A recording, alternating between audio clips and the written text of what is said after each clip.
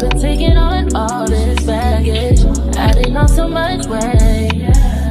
Had me thinking that I was average, when you're really the plan.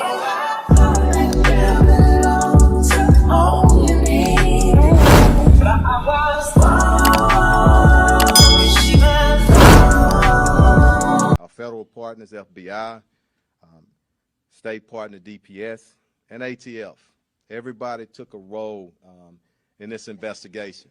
We stood here a little bit, I think a month ago, maybe a day or two, and made a promise that we would get the individuals or the individual that's responsible for the murder of Takeoff in custody.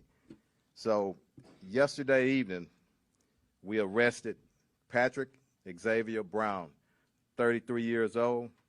He was charged with the murder of Takeoff. Brown was arrested again yesterday evening in the 14700 block of Sterling Green Boulevard. It's located on the east side of Texas. I'm sorry, of Houston. Again, Cameron Joshua, 22 years old, was arrested on November the 22nd for felon in possession of a weapon.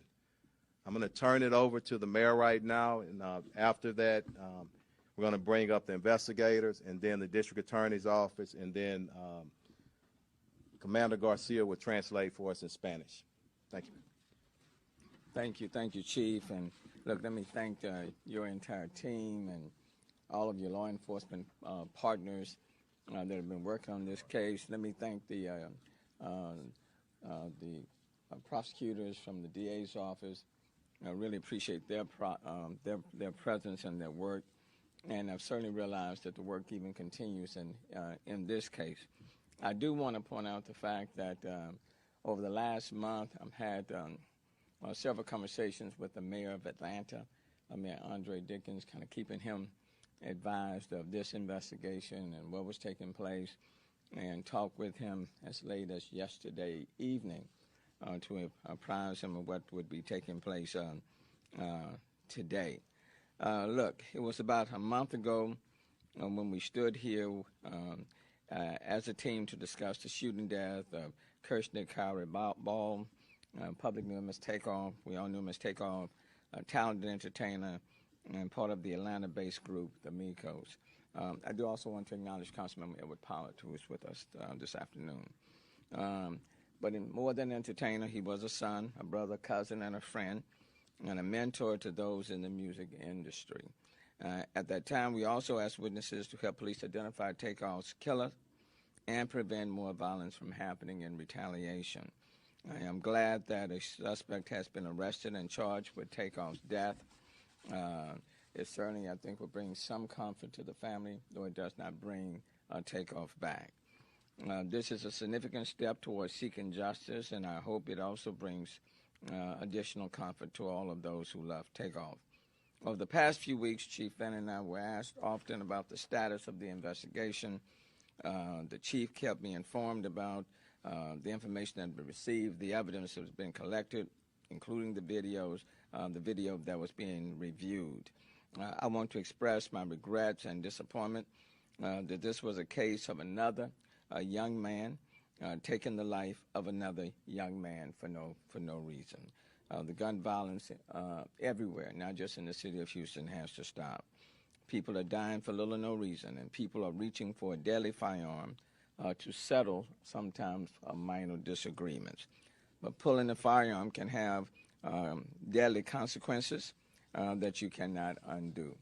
And so I'm glad that arrest has taken place, that we do have someone in custody. It is unfortunate.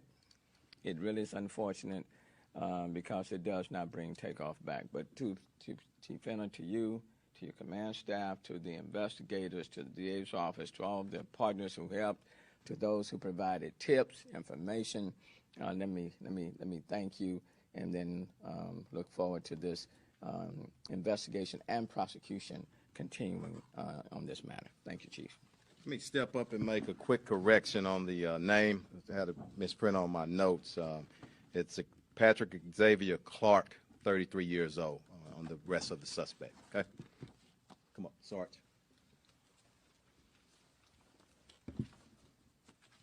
Good afternoon. Sergeant Michael Burrow with the Homicide Division. The chief was very gracious in recognizing a lot of the partners that we were involved with in this case. I did want to recognize a couple of other people that, or organizations that helped a lot with the investigation. The Houston Forensic Science Center, our lab rats, so to speak, the people that do our forensic analysis, they work behind the scenes a lot. They don't get a lot of recognition, and they helped us answer a lot of important questions in this case when others would not.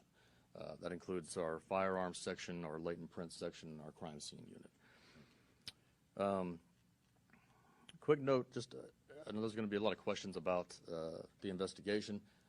The investigation is still ongoing. We still have a lot of people that we're trying to locate and talk to, so we will be a little bit short on details here. We probably will not be able to answer all of your questions. But I can tell you, to confirm some of the speculations out there, the event was a private party. There was a lucrative dice game that went on at the event. There was an argument that happened afterwards outside the bowling alley, which led to the shooting. I can tell you that Takeoff was not involved in playing in the dice game. He was not involved in the argument that happened outside.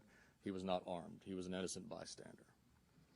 Some important case factors. The chief was mentioning some of the timing here. I mean, we've boiled it down to over 30 people that were standing outside. We have an exact number, but we're not going to put that out. When the shooting happened, literally every single one of those people left the scene without giving a statement to police. We found a few of them that night. We found others since then. But it's important that those people come forward. And we're still looking to talk to a lot of those people. And we will be looking to find you. It will be easier if you come find us. It'll be easier for you. It'll be easier for us as well.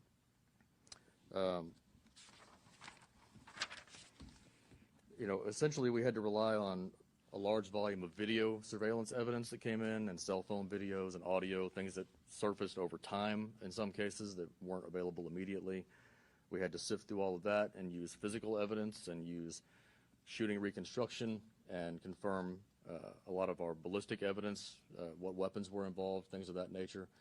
And through that, we were able to deduce that Patrick Clark is the lethal shooter in the case. And that's why he's being charged with murder.